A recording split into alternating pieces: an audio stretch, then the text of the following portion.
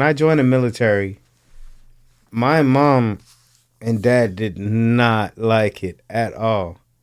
But to their credit, my brother had joined the military before me, my older brother. Mm-hmm. And as soon as he got in, there was a war. Me too.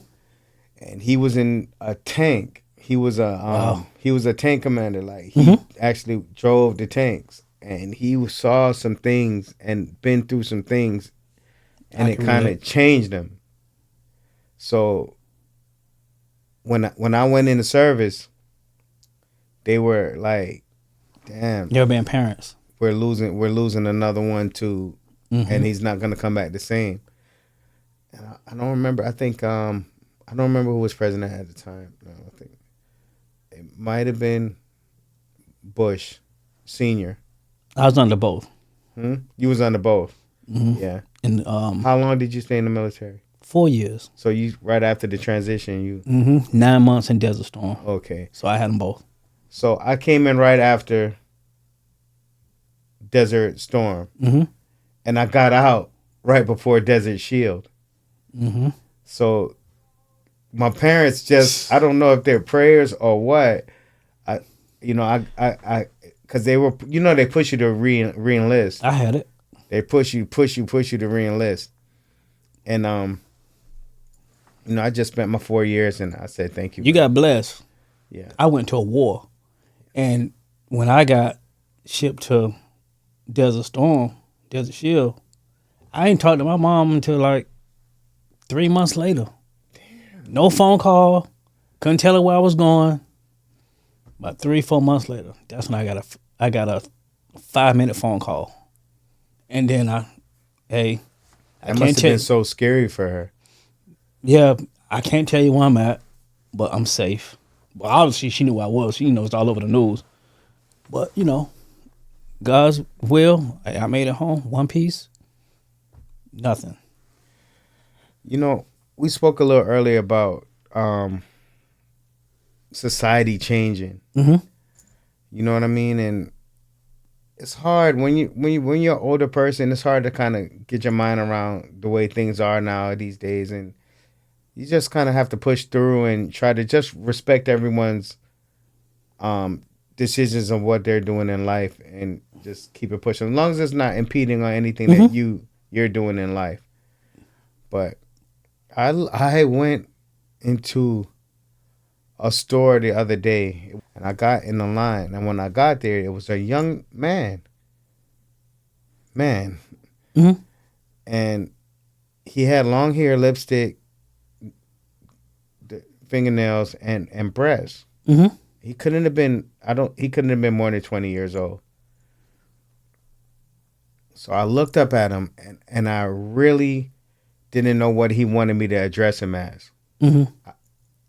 So I said, hello. And I said, I'm not sure if these are on sale, but I got them off the sale rack. And then he said, give me 1 second. And I said, thank you, sir. And he looked up at me. I didn't mean any... It wasn't intentional. It was not. And he looked up at me. And so the way he looked at me made me feel like I did something wrong. So I said, I'm sorry. But he was very nice. You see? He was very nice. You're naturally, and you don't know, you're not aware that. And he said, no, it's fine. Trust me. Don't feel any kind of way. And I'm just going to go check on something for you real quick. Have you ever recently looked at somebody and not known what gender they was right away? Not recent, but I have a story for you, though. I'll take it. Listen, I went to middle school with a guy, right? We're not going to say his name. Anyway, was in Hollandale, and a friend of mine was a photographer. And he said, hey, I got a gig down there by the stadium. They throwing a big party. You want me to take pictures? You want to tag along? Yeah, all right, I'll go. So we go to this party, and it was a transgender party. This wasn't mentioned to you prior? I didn't care. I didn't mind. I just wanted to hang out. But the people there, they were nice, respectful, had no problem. This one girl walks up to me and called me by my whole name. Sean. I look. Yeah, Sean Green, right? I'm like, wow, who is this? And how do they know my name? Hold on a second. We got to go back a little bit. Bro. We got to back to. I'm sorry, I got to stop. When you got to this party, Sean, and you realized what kind of party it was, why did you stay? One, because on one side it was the one party, and they had like 2 halls connected, and the other side it was just. It was not just all gay people. It was straight people that too. You know what I'm saying? So I'm like this. You can live your life however you want to live it. I'm cool with it. As long as you don't try to bring me into your lifestyle, we fine. So the person that called your name. Yeah, so he says, Sean. I'm like, who is this? He says, you don't recognize me? And of course I didn't, because it was a woman. Rich, I promise you. And I'm like, sorry, man. Listen. I'm sorry, man. Exactly. He said, how am I supposed to recognize you? So I say, I don't know you. He says, it's me. I'm like, who is me? Man, stop, man. I promise you. And then he says, it's me, Charles, from middle school. I'm like, whoa. He says, me. Charles or Charlena. Right? I don't even know what change name means. Right? So after we established who he was, then it clicked. Because you could see the resemblance now. And we just sat down and we started talking. He says, how's your mom? Nice. And we started talking, and it was like old times. You know? Was he talking in a female voice? It was soft spoken. I'm messing with you, Charlie. You didn't have to answer me. I'm trolling. But I'm saying, even he had changed who he was. When we sat down and started talking, it was the same person. People are people. It was the same person. People are people. I have the same values, the same views. Right. Listen. A lot of people think that people that do these things to themselves or transform, they think they have mental disorders. I'm not saying what my views on it and takes on it is. I'm saying that's what a lot of people think. My thing is, why are your mental health issues more important than my mental health issues? I say that to say this. People have their beliefs. People believe in everything and anything under the sun. I believe the sun rises in the east and sets in the west. All I know is that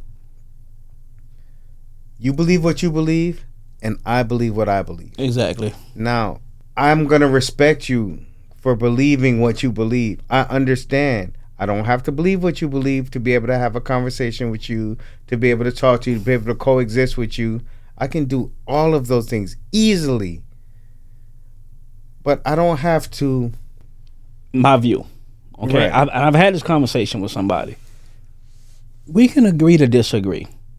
I don't have a problem if you want to be how you want to be. I don't have a problem with it. Like I said, just don't pull me into your lifestyle. Okay? Now, I've had, a gay person or lesbians get mad because I don't agree. I said, we don't have to agree. Okay? Oh, you're just a homophobe. I'm not a homophobe. I just don't agree. But, it's your right to do whatever you want. It's your life. I don't have a problem with that. But how's it okay? You want me to respect your beliefs, but you don't want to respect mine. Absolutely. That's my point. That's the only problem I have.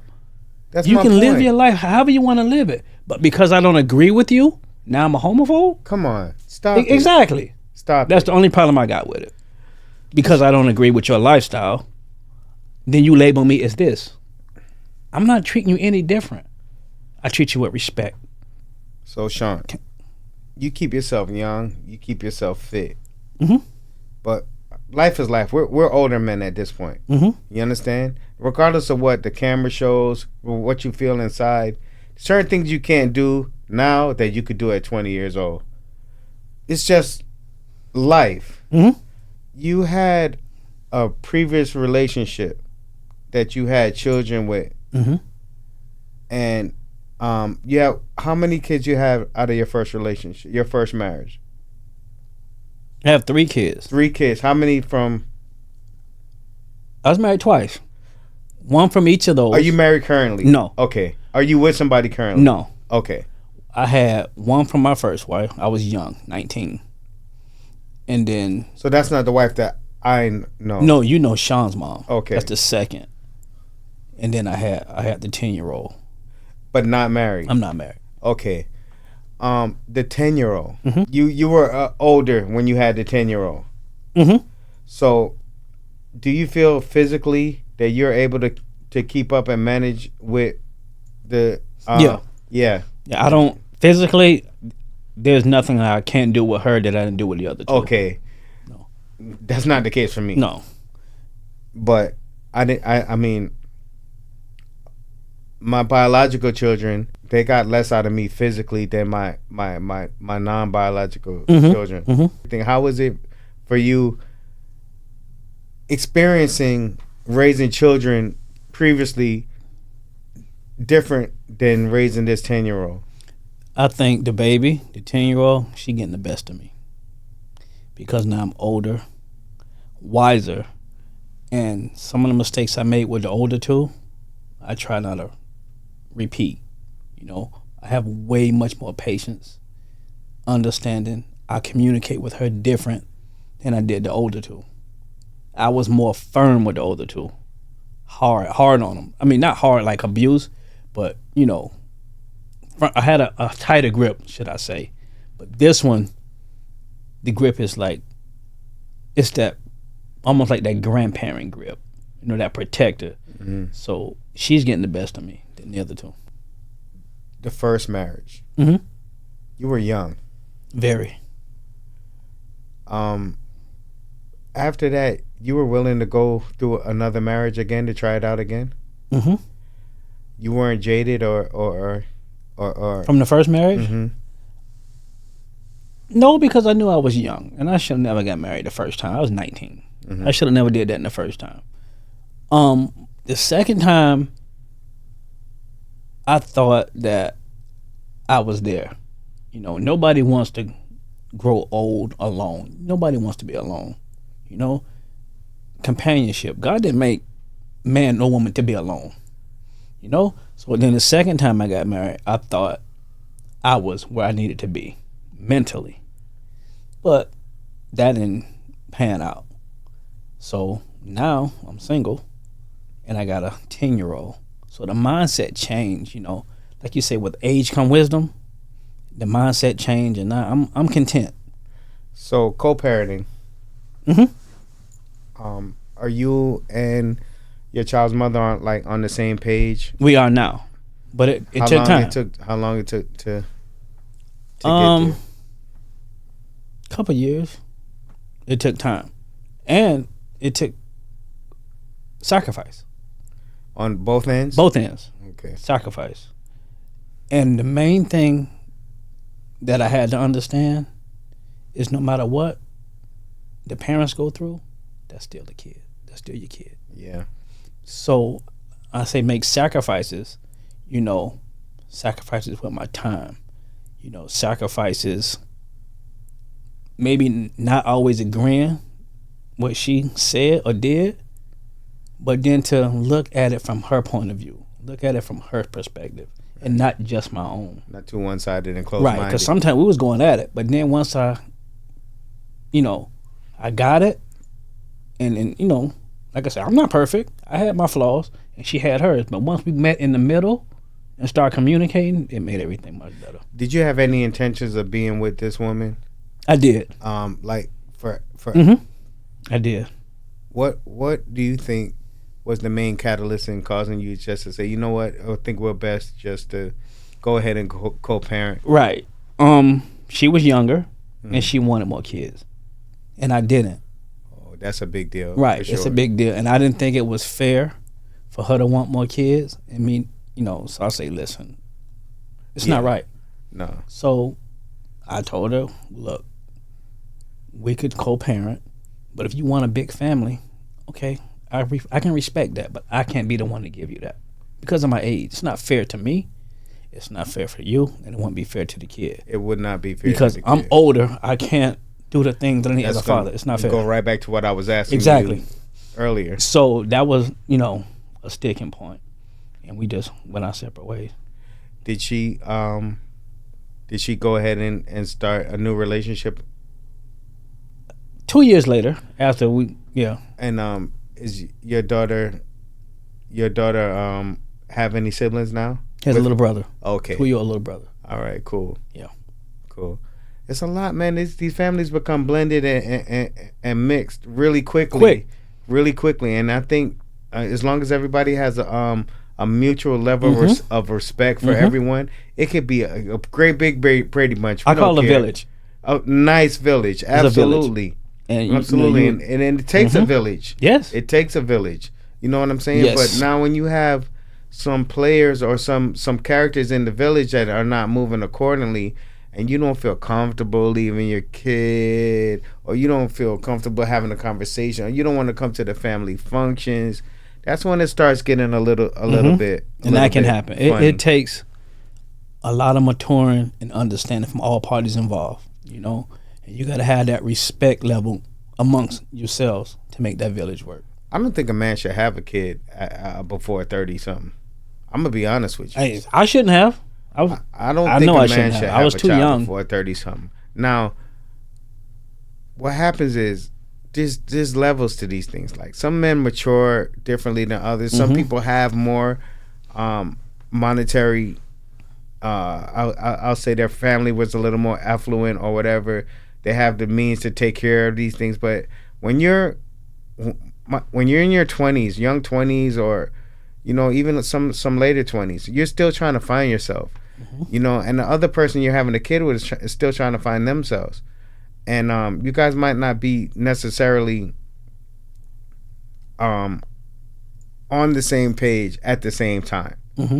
So what happens is there's a lot of bumping heads and a lot of conflict as you're coming up and trying to raise this child inside this turmoil that you have going on, which what we call life. And sometimes the product that comes out of that turmoil is not the best. You can create a real situation. And same mother, same father, same two kids grow up in the same household. Not the same result. So I was explaining to him that the same people didn't raise those children. And he's like, what do you mean? I said, you and your wife were not the same person when you was raising this one that you were when you were raising this one. You wasn't the same monetarily. You wasn't the same mentally. You wasn't the same physically. You wasn't the same emotionally. You wasn't the same in a whole lot of ways. So this experience that this child had growing up is not the same experience that this child had growing up. And we're starting to see later on in life some of the results of our headbutting and differences raising children in the household come out now. With that being said, I have a real strained relationship with my 20-year-old, and it's hurting me real bad. It hurts me real bad. I think about it constantly. It's like anytime my mind is at like a resting state, it goes right to that. And I'm like, is it possible for two people to have the same experience in life and see it totally differently? Like, how are you seeing things so dramatically different than what I experienced? I think kids, they're looking at it from a different set of lenses than we looking at it. You can look at the same thing, but they see it totally different. Totally different. You have to think, when we came up, we didn't have social media. But I'm a little older than you. The internet was just coming. We didn't have that. We didn't have all these distractions. It's a whole different time now. So when we try to talk to them and, you know, explain something, it's from our perspective. And they can't see it. They can't relate. That's not what they are presently in right now. And you know, you talk about your 20-year-old, that's how my son was. And I had to change First, I had to realize that I had to come at him different, meaning I had to change my tone. It couldn't be always firm and stiff. I had to be, if I wanted him to listen to me, I had to be able to listen to him without judgment and understand the things that he was telling me, understand the things that he was going through. And once I did that, that was the beginning of him opening up more to me. Like, yeah, my pops gets it now. He's hearing me. He's not just listening to me. He hears me. So I'm at the point where I'm not even having a conversation though. Were you ever at that point where there was no communication at all? So me and my son at one time, we didn't speak for over 2 years. 2 years? 2 years. Listen, and I'll tell you this. You say you hurt? My son tried to run me off the road one time. Like in a vehicle? Mm-hmm. I was in the medium in the car. That hurt me more than anything. At that moment, I was angry and hurt. But then as I got older and I looked at it, so was he. He was angry and hurt because I divorced his mom. He never had time or anybody to get that out. Nobody to talk to. And that's how that anger came out. But trust me, man, when I tell you this, I ran back to my faith. Ran back. And I started living and doing the things that my mom had put into me. The foundation. Right. The roots. Right. I went back to that. And I always kept my faith. And I never stopped praying. And then eventually, texts would come. Phone calls would come. It started small, but it was big to me. And I didn't push it. I didn't force him. And then over time, it got better. It got better. And now, I talk to him 3, 4, 5 times a week. I love that, man. It gives me so much hope, man. There's so much. Don't give up. Don't give up on your kid. Well, when you say don't give up, I don't want to push and be like, why? Don't push, but don't give up. Give them their space. It's like the story in the Bible, the prodigal son. 2 brothers. One wanted to do it his way, so the father let him. He went out, living his life.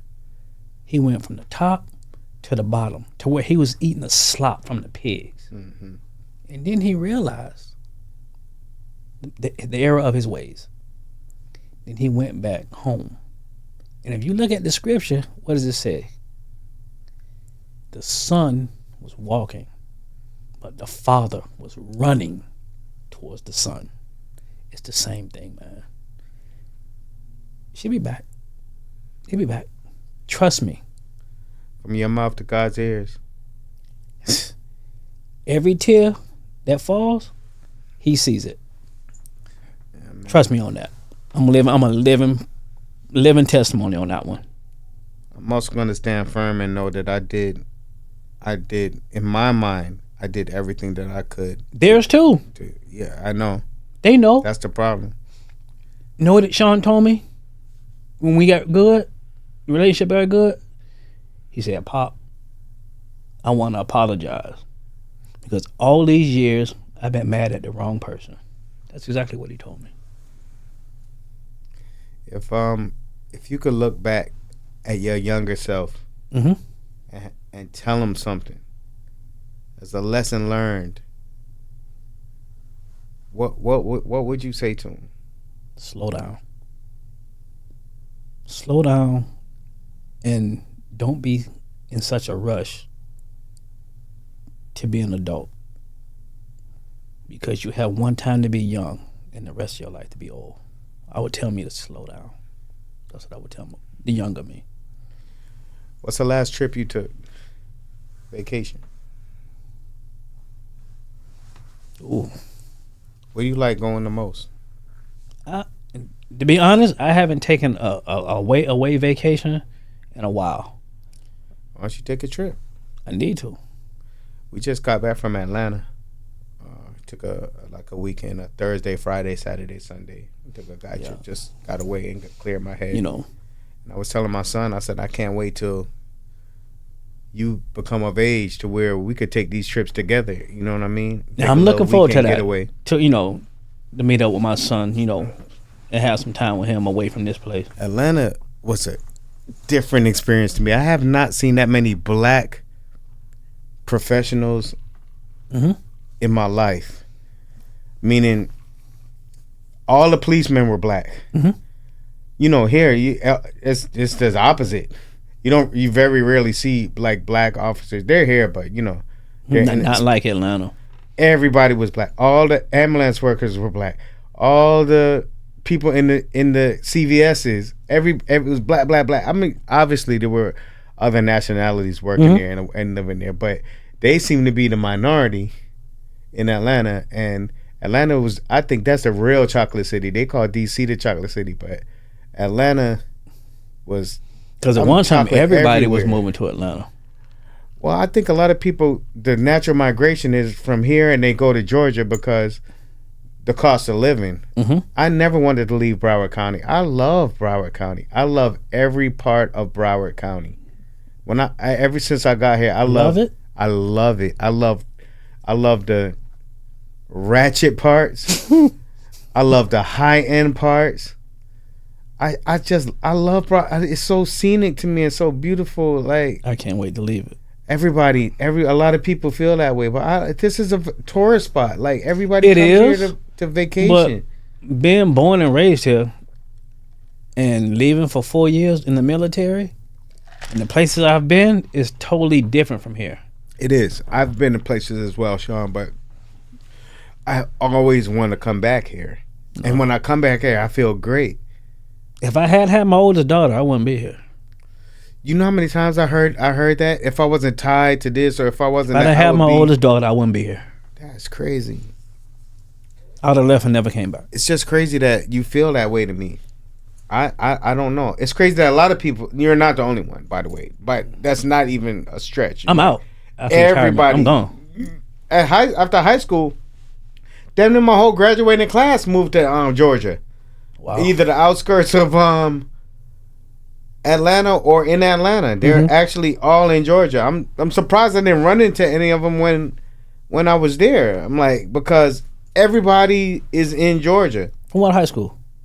BA? My daughter went to MacArthur, and Sean went to Coral Springs. Man, my mom have to kick you up out my platform, man. I'm all about Broward, man. You talking about that's Broward? No, I'm talking about, you said you out of here. Gone. What you don't have a favorite restaurant, anything you like in Broward that you like?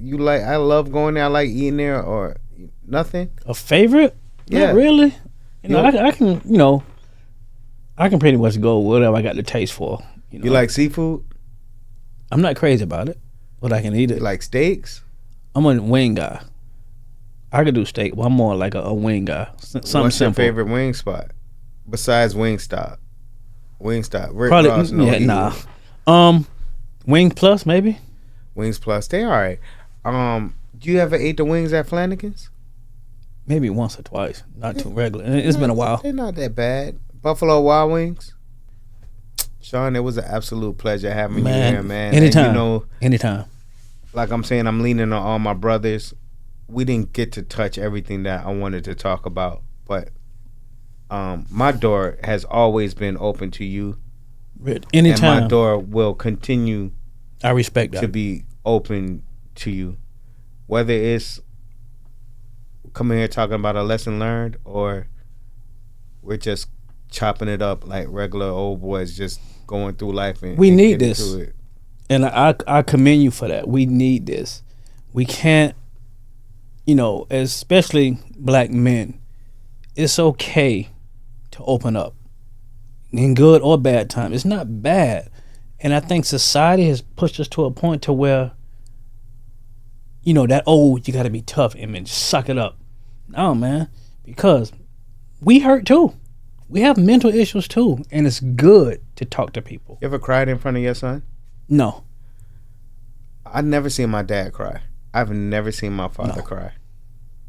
No. Never. Grandma died. I didn't see my dad. I didn't see my dad cry. But asking me that, I've told him I have. This was a couple of days ago. You know, we never talked about the divorce ever until this weekend. And I told him because, you know, because he's a man now. Right. And things that I knew he wouldn't understand, Then he understands now. absolutely. Does he have kids? No. Wait till he have a kid. No kids. Wait till he have one. And I told him to, He'll understand way more. One time it broke me down, and I told him, and he was just like, quiet. Exactly. Just quiet. Because it's always one-sided, or it's always seen from a kid's point of view. Mm-hmm. You know what I'm saying? Like, how could you do this? How could you destroy this sanctuary, what I call life? And I owed it to him. That conversation. I owed it to him to know. Yeah, but not at the time. No, not when he was 13. No. And, you know, it was too much for him to handle. When he got 26, and then the conversation we had, it was not about, and it didn't contain me throwing his mom under the bus. I took accountability for what I did wrong as a man, and that was our conversation. Right. And So, you still cordial with his mom? yeah, we cordial. You're cordial. You don't have to go into detail. Yeah, I don't. You can see her on the street and speak, and Yeah, I don't. And I've told him, all my kids' moms, I told them, and I made peace with them. I'm not gonna live my life holding a grudge for something that I can't change. Mm-hmm. You know, I'm not saying it was all your fault, 'cause we both played a part in it. And it is best for us to get along. It's so much easier to get along than not to get along. Right. And I made peace with it, bruh. And once I made peace, I was fine. I broke down. I cried in front of my son, and it pertained to my daughter. And he just looked at me, put his arm around me, That's good. and was like, That's good. you know. But my daughter, if you see this, Jasmine, I love you. I miss you.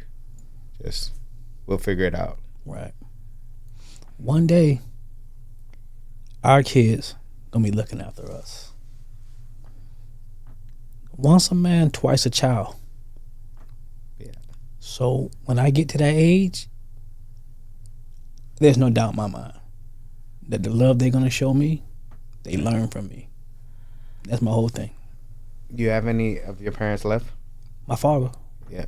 He does. Is he functioning? Everything. My father's legally blind. He's 85. He gets around. 85 years old, legally blind. The same guy that never in my life, I love him the same. He knows my kids. I make sure that they a part of his life. You're such a good man, Sean. It comes from my mom, man.